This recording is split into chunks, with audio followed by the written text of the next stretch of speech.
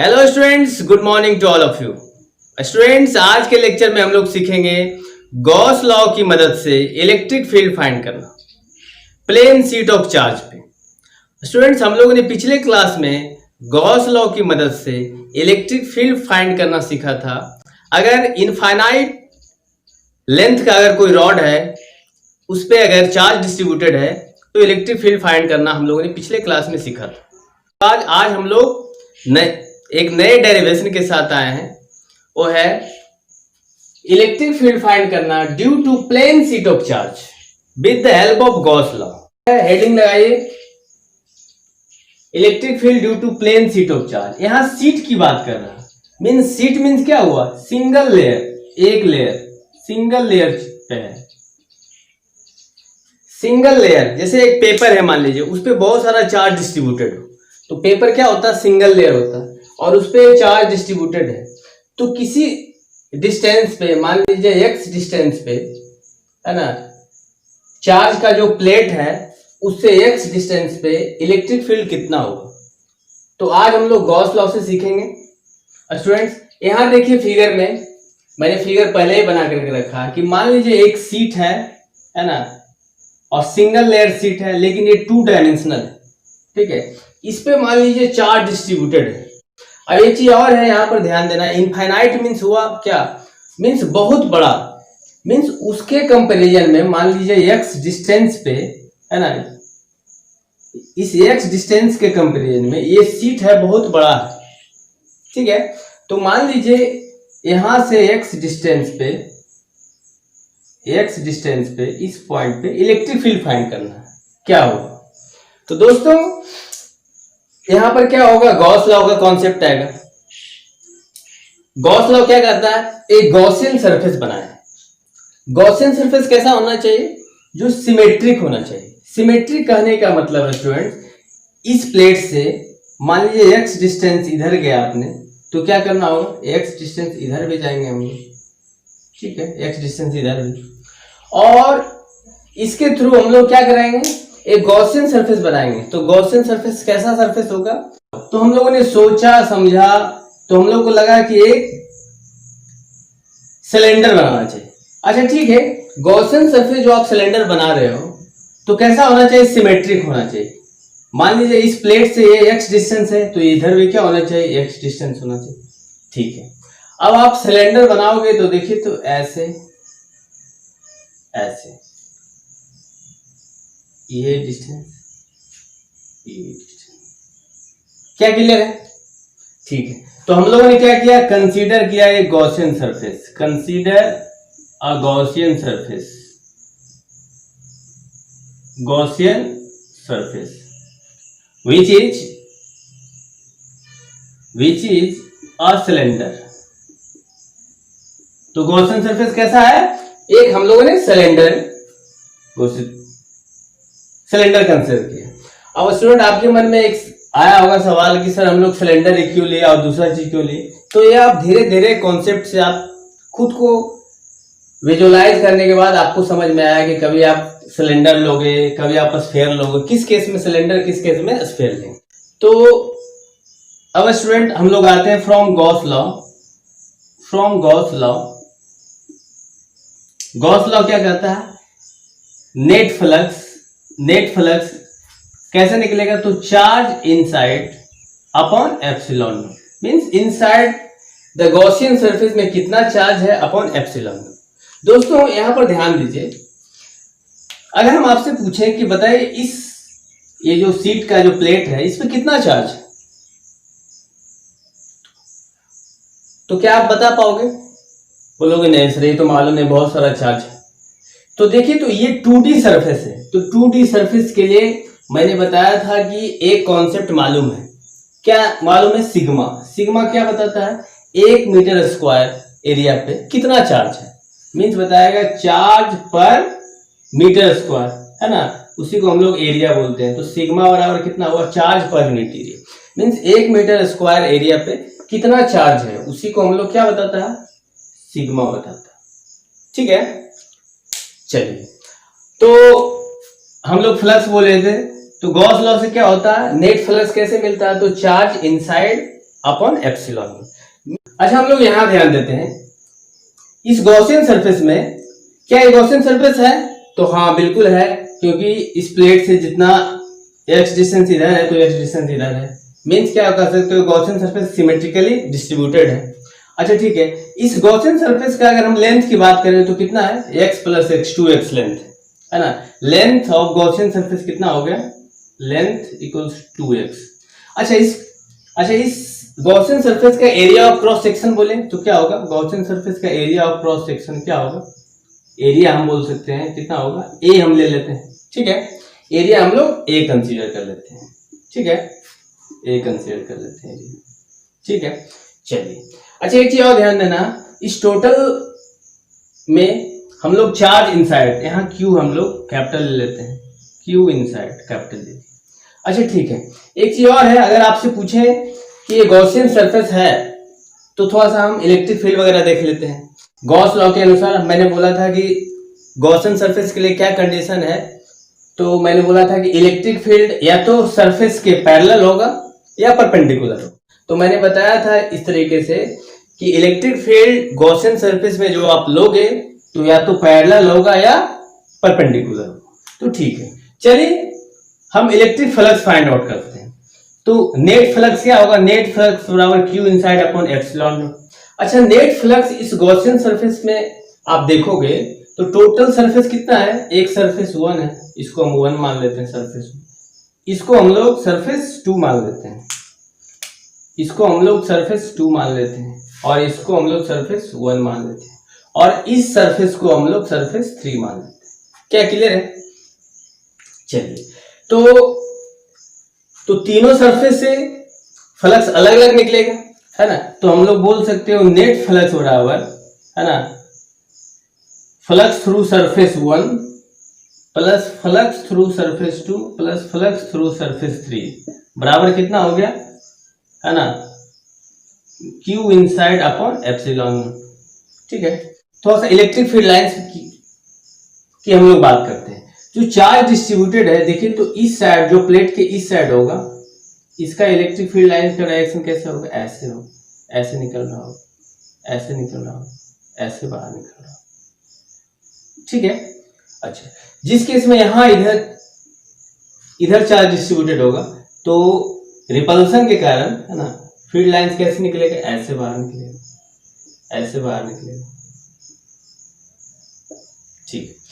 तो फ्लक्स निकालने की बात आएगी तो फ्लक्स बराबर क्या होता है, आप जानते हो, फ्लक्स बराबर कितना होता है, integration of E D A cos theta होता है, integration of E D A cos theta. तो फ्लक्स थ्रू सरफेस 1 ये डिनोट कर रहा है, ये डिनोट कर रहा है फ्लक्स थ्रू सरफेस 2, और ये डिनोट कर रहा है फ्लक्स थ्रू सरफेस 3। तो चलिए फ्लक्स थ्रू सरफेस 1 निकालते हैं। तो फ्लक्स निकालने के लिए क्या चाहिए, इलेक्ट्रिक फील्ड और एरिया वेक्टर चाहिए, और दोनों का क्या चाहिए, थीटा बताता है दोनों के बीच का एंगल। तो देखिए तो इस केस में इस सरफेस के लिए तो इलेक्ट्रिक फील्ड का डायरेक्शन ऐसे है, और इस सरफेस के लिए अगर हम एरिया वेक्टर की बात करें तो इस सरफेस के लिए एरिया वेक्टर कैसा होगा, तो देखिए तो ये तो क्लोज सरफेस है, तो एरिया वेक्टर कहाँ होगा, वॉल्यूम के अबे होगा, या हम कह सकते हैं एरिया वेक्टर ऑलवेज क्या होता है, परपेंडिकुलर टू द सरफेस होता है। तो सरफेस के परपेंडिकुलर कहाँ होगा, इधर होगा, तो एरिया वेक्टर का वही डायरेक्शन इधर होगा। तो इलेक्ट्रिक फील्ड का और एरिया वेक्टर का डायरेक्शन दोनों एक साइड, तो हम कह सकते हैं थीटा बराबर कितना हो गया, 0 डिग्री। तो हम लोग लिख सकते हैं E D A cos 0 degree इस सरफेस के लिए। चलिए फ्लक्स थ्रू सरफेस 2, देखिए तो इलेक्ट्रिक फील्ड का डायरेक्शन इधर, और इस सरफेस के लिए एरिया वेक्टर का डायरेक्शन किधर होगा, एरिया वेक्टर के लिए परपेंडिकुलर और बाहर होगा। तो इस केस में सरफेस 2 के लिए एंगल कितना होगा, यहां भी 0 डिग्री होगा, तो हम लोग बोल सकते हैं E D A cos 0 degree, ठीक है। चलिए छोटा सा एरिया है, चलिए फ्लक्स थ्रू सरफेस, इस सरफेस के लिए क्या होगा, तो देखिए तो इस सरफेस के लिए एरिया वेक्टर का डायरेक्शन किधर होगा, एरिया वेक्टर का डायरेक्शन परपेंडिकुलर होगा, है ना, मींस सरफेस के परपेंडिकुलर। और इलेक्ट्रिक फील्ड तो ऐसे जा रहा, मीन्स कह सकते हो इलेक्ट्रिक फील्ड का डायरेक्शन ऐसे और एरिया वेक्टर का डायरेक्शन ऐसे, तो दोनों के बीच का एंगल कितना 90 डिग्री, तो हो गया कितना EDA cos 90 डिग्री। क्या क्लियर है? बराबर कितना हो गया चार्ज इनसाइड अपॉन एप्सिलॉन। क्या यहाँ तक कोई दिक्कत? यहाँ पर EDA cos थीटा क्यों आया? तो क्योंकि ये क्या है, चार्ज क्या है, नॉन यूनिफॉर्म है। नॉन यूनिफॉर्म के लिए इलेक्ट्रिक फ्लक्स निकालने का फॉर्मूला कितना था EDA cos थीटा, है ना। और यही जब यूनिफॉर्म इलेक्ट्रिक फील्ड होता है तो EA आ जाता है, E डॉट A आ जाता है। क्या क्लियर है? ये सब आप फ्लक्स में सीख सको। चलिए अब हम लोग फाइंड आउट करते हैं। तो EDA cos थीटा, तो देखिए इलेक्ट्रिक फील्ड क्या है, सबका E है, कांस्टेंट तो बाहर निकल जाएगा, इंटीग्रेशन ऑफ DA क्या हो जाएगा, A हो जाएगा, तो यहां से हो गया EA।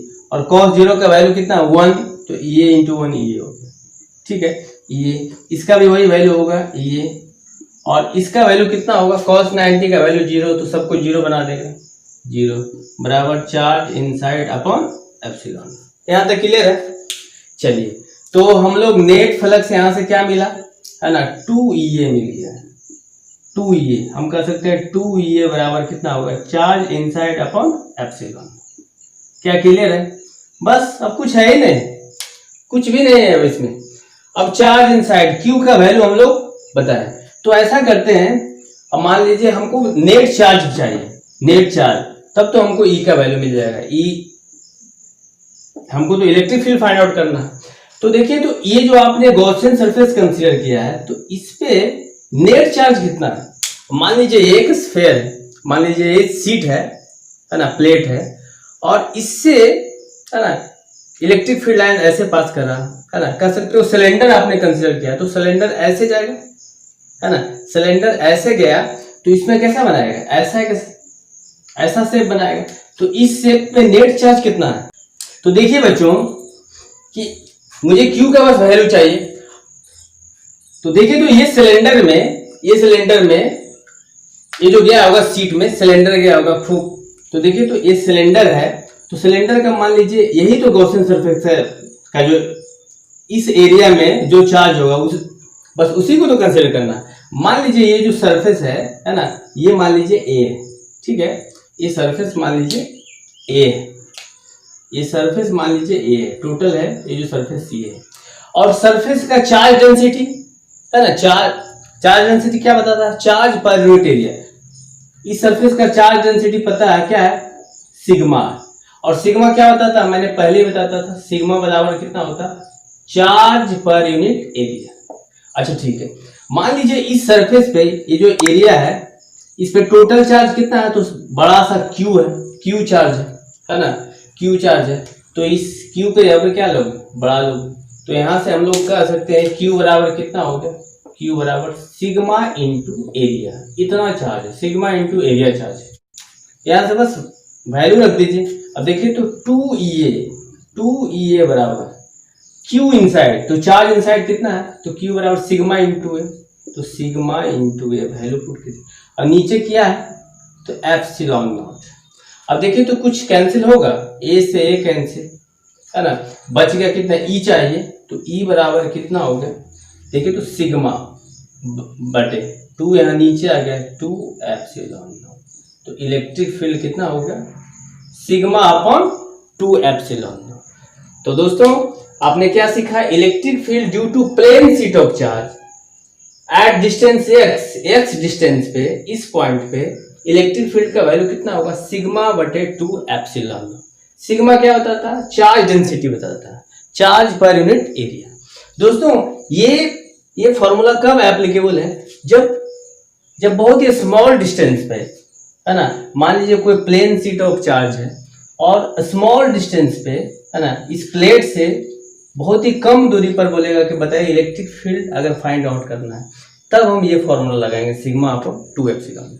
ये छोटा सा दूरी के कारण ही तो ये जो चार्ज शीट है बहुत ही बड़ा दिख रहा है, और जो चीज बड़ा दिखेगा बहुत ही बड़ा आपकी सोच से परे, उसको हम लोग इनफाइनाइट बोलते हैं। जैसे मान लीजिए एक छोटा सा इंसेक्ट इस बोर्ड पे हम रख देंगे, इस बोर्ड पे, तो छोटा सा इंसेक्ट को, मान लीजिए इंसेक्ट है, इसको बढ़ तो बढ़ कहाँ इतना सा बोर्ड दिखेगा, तो इसके लिए बोर्ड पूरा कितना हो गया, इनफाइनाइट हो गया, बहुत ही बड़ा हो गया।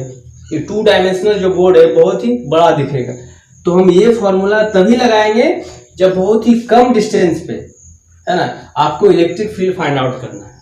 जैसे मैंने बोल दिया कि एक चार्ज है 2 डायमेंशनल का, इसका एरिया दिया हुआ है, बोलेगा बताइए 5 मिलीमीटर डिस्टेंस पे इलेक्ट्रिक फील्ड फाइंड आउट करें। तो तुरंत हम क्या करेंगे, E बराबर सिग्मा अपॉन 2 एप्सिलॉन नॉट, ये फॉर्मूला यूज कर देंगे। तो ठीक है, इतना नोट डाउन कीजिए, फिर हम लोग आगे बताते हैं। अगर आपसे पूछे कि बताइए तो इसका डायरेक्शन किधर होगा, तो यहाँ पॉजिटिव चार्ज है, तो पॉजिटिव चार्ज का सीट है, तो इसका डायरेक्शन कहाँ होगा, बाहर की तरफ होगा। डायरेक्शन कहाँ होगा, आउटवर्ड होगा, आउटवर्ड होगा डायरेक्शन, आउटवर्ड। और अगर ये नेगेटिव सीट ऑफ चार्ज होता तो क्या होता है, डायरेक्शन इनवर्ड होता है। इलेक्ट्रिक फील्ड का डायरेक्शन कहाँ होता है, इनवर्ड होता है। लेकिन मैग्नीट्यूड कितना होता है इलेक्ट्रिक फील्ड का, सिग्मा बटा 2 एप्सिलॉन, ठीक है। और ये कब एप्लीकेबल है, it is applicable for a small distance, for a small distance x from the seat of from the plate of seat। चलिए नोट डाउन कीजिए, चलिए मिटाते हैं।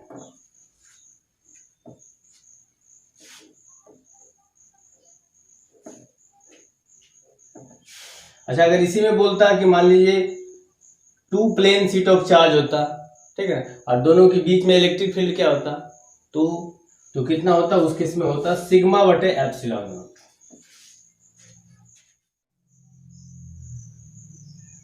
स्टूडेंट, अब हम लोग कुछ नोट पॉइंट की ओर बढ़ते हैं। अभी तक आपने जो भी सीखा है, कुछ की पॉइंट्स हैं, आप इसको नोट डाउन कर लीजिए। की पॉइंट्स, फर्स्ट जो पॉइंट था, आपने गॉस लॉ की मदद से आपने क्या फाइंड किया, electric field due two point charge, है ना। पॉइंट चार्ज के कारण सम डिस्टेंस पे, x डिस्टेंस पे इलेक्ट्रिक फील्ड क्या होगा, तो क्या था वैल्यू, E बराबर कितना था, Q बटे 4 pi epsilon naught into r square. Means point charge के कारण क्या था, electric field inversely proportional to r square था। जैसे जैसे डिस्टेंस बढ़ाओगे इलेक्ट्रिक फील्ड घटेगा। अच्छा, इलेक्ट्रिक फील्ड का डायरेक्शन कहाँ था, तो पॉजिटिव चार्ज के कारण इलेक्ट्रिक फील्ड का डायरेक्शन बाहर, और नेगेटिव चार्ज के कारण किसी पॉइंट पे इलेक्ट्रिक फील्ड का डायरेक्शन इनवर्ड, ठीक है। सेकेंड जो केस आपने देखा क्या था, electric field due to uniformly charge infinite rod, या इसी में आपके एग्जाम में कभी पूछ देगा, find the electric field due to line charge. इसी को लाइन चार्ज के द्वारा, है ना, लाइन, इसी को यहाँ पर इनफाइनाइट लाइन रॉड, या लाइन को रॉड में बोलते हैं, है ना। रॉड का भी सेम केस है। उस केस में अगर बोलेगा इलेक्ट्रिक फील्ड का फाइंड आउट करने के लिए, तो आपने डिराइव करके क्या वैल्यू लाया, लेमडा बटे 2 पाई एप्सिलॉन नॉट इनटू r। ये भी गॉस लॉ की मदद से है। इसका मतलब अगर चार्ज डिस्ट्रीब्यूटेड हो, है ना, रॉड पे बहुत सारा बड़ा रॉड है और चार्ज इस पे डिस्ट्रीब्यूटेड हो, तो क्या था, electric field inversely proportional to 1 बटे r, है ना। इस केस में r स्क्वायर और इस केस में r, ठीक है। और वैल्यू कितना था, लेमडा बटे 2 पाई एप्सिलॉन नॉट इनटू r। अच्छा, इलेक्ट्रिक फील्ड का डायरेक्शन कहाँ, तो सेम केस, पॉजिटिव चार्ज के कारण बाहर और नेगेटिव चार्ज के कारण अंदर। जो थर्ड आपने डिराइव किया, उसमें आपने देखा electric field due to infinite charge sheet, जो कि आज आपने देखा। इस केस में इलेक्ट्रिक फील्ड का वैल्यू क्या आया, इलेक्ट्रिक फील्ड का वैल्यू आया E बराबर सिग्मा अपॉन 2 एप्सिलॉन। बहुत लोग याद कर लेते हैं E बराबर सिग्मा बटे एप्सिलॉन नॉट, नहीं, ध्यान दोगे सिग्मा बटे 2 एप्सिलॉन नॉट, ठीक है। तो ये दो केस, है ना, इससे आता है, बोलता है कि अगर इलेक्ट्रिक फील्ड, बताइए क्या होगा अगर 2 plane sheet of charge opposite nature का रख दिया जाए, तो ठीक उसके बीच में बोले इलेक्ट्रिक फील्ड क्या होगा, तो इसका वैल्यू E बराबर सिग्मा बटे एप्सिलॉन नॉट। ये कैपेसिटर का कॉन्सेप्ट है, कैपेसिटर में भी हम बताएंगे, लेकिन यहां भी हम इसको डिस्कस करते हैं। चलिए देखते हैं, ये इतना आपने नोट डाउन किया होगा, ठीक।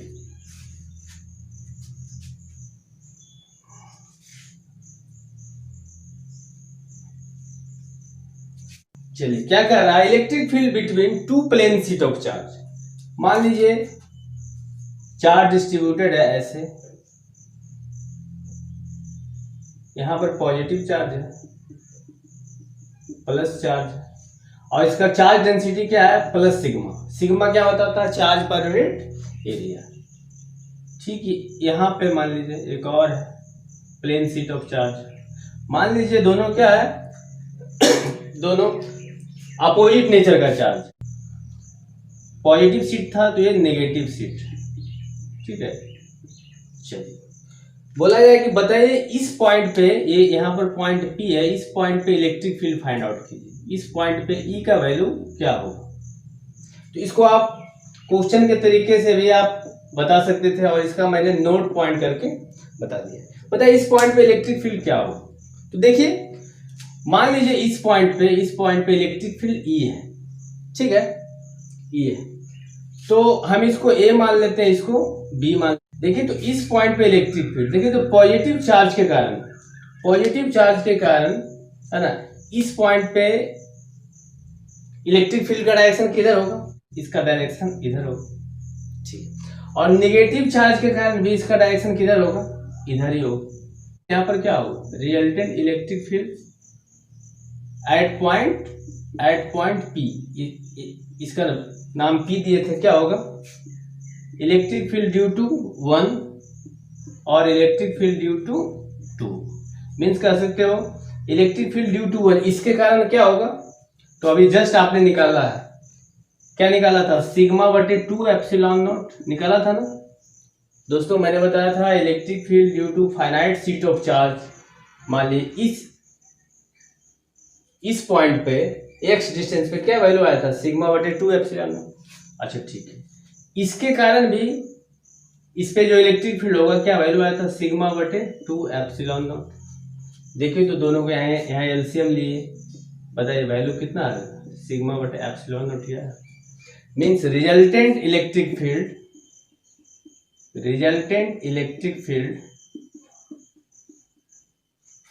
Between two sheet of charge, लेकिन कैसा होना चाहिए, अपोजिट नेचर का। क्या आएगा वैल्यू, ई रिजल्टेंट बराबर कितना आएगा, सिग्मा बटे एप्सिलॉन नॉट। क्या, उसी को हमने नोट पॉइंट पे लिख दिया है ना। इसी कारण इस पॉइंट से बहुत सारे क्वेश्चन भी आते हैं, कभी कभी नीट में डायरेक्ट पूछ देगा, तो आप इसको ध्यान रखोगे। इतना नोट डाउन कीजिए। अब हम इस एग्जाम्पल पे, एग्जाम्पल नंबर 5, इसको पहले नोट डाउन कीजिए। चलिए आपने नोट डाउन किया होगा, चलिए यहां आते हैं।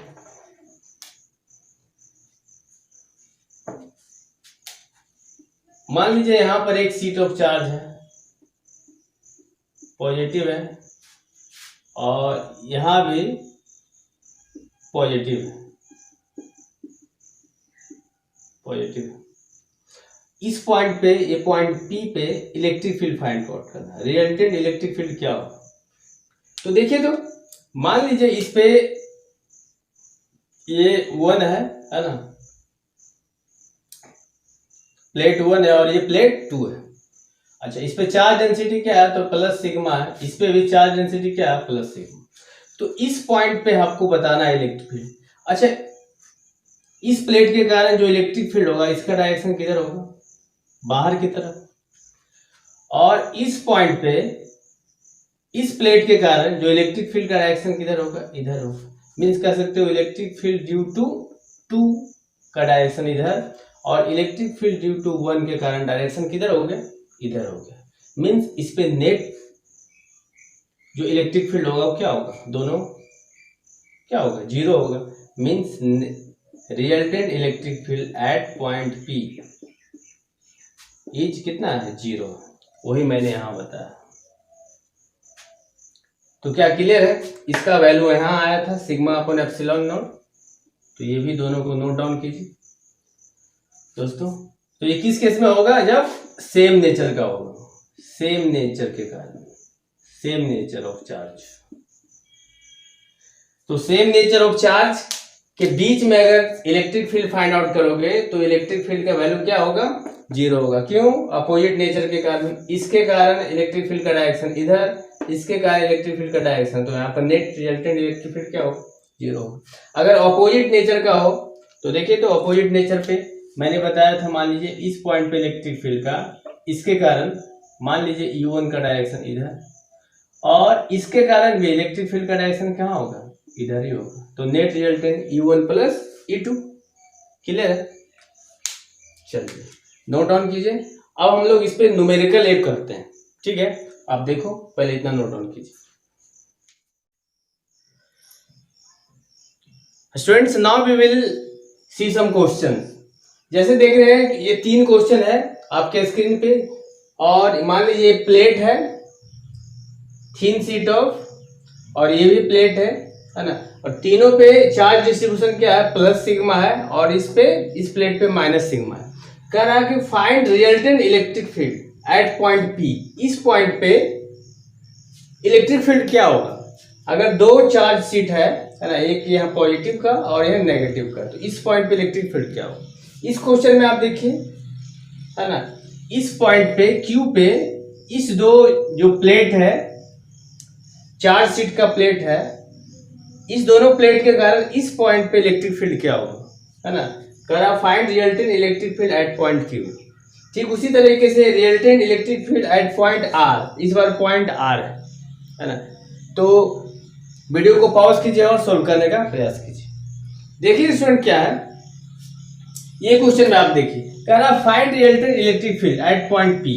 देखिए तो 2 चार्ज शीट है, मीन्स हम इसको प्लेट 1 नाम देते हैं और इसको प्लेट 2 नाम देते हैं, ठीक है? इस पॉइंट पे रिजल्टेंट इलेक्ट्रिक फील्ड क्या हो? तो देखिए तो इस प्लेट के कारण मान लीजिए यहां से डिस्टेंस x है ना, x डिस्टेंस होने के कारण आप जानते हैं कि फिर भी डिस्टेंस काफी कम है, और इस प्लेट से भी मान लो कि डिस्टेंस क्या है? काफी कम है। तो इलेक्ट्रिक फील्ड अभी जस्ट आपने निकाला था, electric field due to charge sheet, है ना, क्या निकाला था? इलेक्ट्रिक फील्ड का वैल्यू होता है सिग्मा अपॉन 2 एप्सिलॉन। तो इस प्लेट के कारण भी सिग्मा बटे 2 एप्सिलॉन नॉट, और इस प्लेट के कारण भी सिग्मा बटे 2 एप्सिलॉन। चलो हम E मान लेते हैं, ठीक है? E मान लेते हैं। तो हम मानते हैं electric field due to charge 1, इसके कारण इलेक्ट्रिक फील्ड का डायरेक्शन किधर होगा? इधर होगा, और इसको हम E1 मान लेते हैं। Electric field due to charge plate this को हम E1 मान लेते हैं, और इस प्लेट के कारण इस पॉइंट पे जो इलेक्ट्रिक फील्ड होगा उसका मैग्नीट्यूड तो मान लो यही होगा, यही होगा, लेकिन उसका डायरेक्शन किधर होगा? तो डायरेक्शन निगेटिव चार्ज के कारण इलेक्ट्रिक फील्ड का डायरेक्शन किधर होता है? उसी की तरफ होता है, तो इसके कारण डायरेक्शन इधर होगा। तो इसको हम लोग इलेक्ट्रिक फील्ड ड्यू टू 2 मान लेते हैं। तो इस पॉइंट पे नेट इलेक्ट्रिक फील्ड क्या होगा? रिजल्टेंट इलेक्ट्रिक फील्ड क्या होगा? 0 होगा। तो यही आंसर 0। ठीक उसी तरीके से बताइए इस पॉइंट पे इलेक्ट्रिक फील्ड क्या होगा? अगर 2 चार्ज प्लेट है ना, चार्ज डिस्ट्रीब्यूटेड है, इस पे प्लस है ना, तो प्लस सिग्मा है, और इस पे चार्ज डिस्ट्रीब्यूटेड है नेगेटिव चार्ज, तो माइनस सिग्मा है ना। चार्ज डेंसिटी है इस पे प्लस सिग्मा और इस पे माइनस सिग्मा। तो इस पॉइंट पे क्या होगा? तो इस प्लेट के कारण इस पॉइंट पे जो इलेक्ट्रिक फील्ड होगा उसका डायरेक्शन किधर होगा? बाहर की तरफ होगा। मान लीजिए हम इसको E1 मानते हैं, इसको प्लेट 1 मानते हैं और इसको प्लेट 2 मानते हैं। अच्छा ठीक है, निगेटिव चार्ज के कारण जो इस पॉइंट पे इलेक्ट्रिक फील्ड होगा उसका भी वैल्यू वही होगा सिग्मा बटे 2 एप्सिलॉन नॉट, लेकिन उसका डायरेक्शन किधर होगा? उसका भी डायरेक्शन इधर ही होगा, मींस E2 का भी डायरेक्शन इधर ही होगा। तो हम इस पे बोल सकते हैं रिजल्टेंट इलेक्ट्रिक फील्ड का डायरेक्शन कितना होगा? इलेक्ट्रिक फील्ड ड्यू टू 1 और इलेक्ट्रिक फील्ड ड्यू टू 2। ठीक है, चलिए इलेक्ट्रिक फील्ड ड्यू टू 1 का वैल्यू कितना होता? तो इलेक्ट्रिक फील्ड E1 और E2 दोनों का वैल्यू सेम होता है, लेकिन होता कितना? सिग्मा बटे 2 एप्सिलॉन नॉट। तो सिग्मा बटे 2 एप्सिलॉन नॉट प्लस सिग्मा बटे 2 एप्सिलॉन नॉट, तो नेट कितना होगा? सिग्मा बटे एप्सिलॉन नॉट। तो इलेक्ट्रिक फील्ड ड्यू टू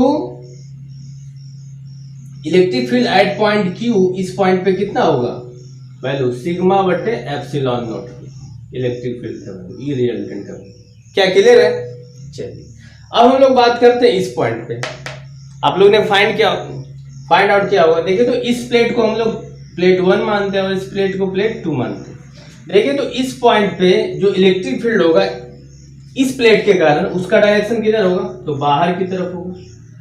मान लेते हैं उसका U1 मान लेते हैं बाहर की तरफ, और इस प्लेट के कारण इस पॉइंट पे जो इलेक्ट्रिक फील्ड होगा उसका डायरेक्शन किधर होगा, इधर की तरफ होगा। तो इलेक्ट्रिक फील्ड ड्यू टू 2 मान लेते हैं। तो इस पॉइंट पे नेट इलेक्ट्रिक फील्ड कितना होगा, नेट इलेक्ट्रिक फील्ड 0 हो गया, मीन्स ई रिजल्टेंट बराबर कितना होगा, 0 हो गया। तो स्टूडेंट्स यही था, आप इसको नोट डाउन कीजिए। आज का सफर इतना है। नेक्स्ट वीडियो में हम लोग बात करेंगे इसके बहुत सारे प्रॉब्लम पे, और गॉस लॉ का सीरीज का वो 4th न्यूमेरिकल होगा, उस पर हम लोग डिस्कस करेंगे। लेकिन उसके पहले एक क्वेश्चन आपके स्क्रीन पे दिख रहा है, आप इसका आंसर जरूर कमेंट बॉक्स में आप लोग दीजिएगा। Thank you.